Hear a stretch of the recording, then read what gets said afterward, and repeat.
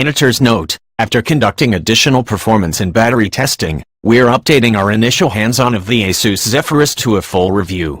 Getting the best graphics hardware in a gaming laptop usually means trading up to a bigger, bulkier system, especially if you want nvidia's top-of-the-line GeForce GTX 1080.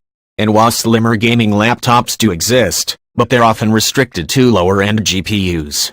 Gamers have historically been forced to choose between power, especially the power to drive high-end virtual reality games, and portability, with compromises required no matter what.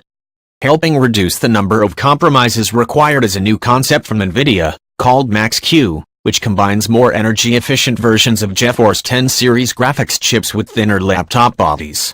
It was announced at the 2017 Computex trade show, where several prototype designs from different PC makers were showcased.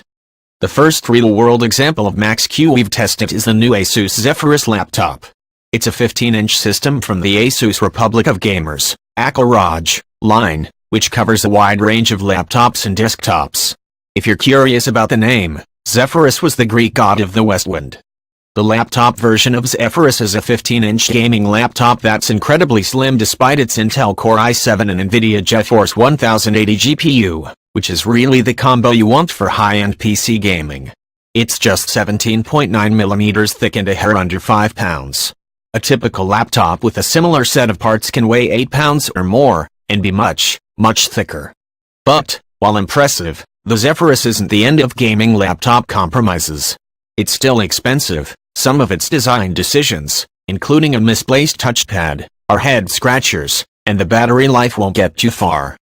The main configuration, with an Intel Core i7-7700HQ CPU, nvidia GeForce GTX 1080 GPU, 16GB of RAM and a 512GB SSD, costs $2,700. Note that our early test model had 24GB of RAM.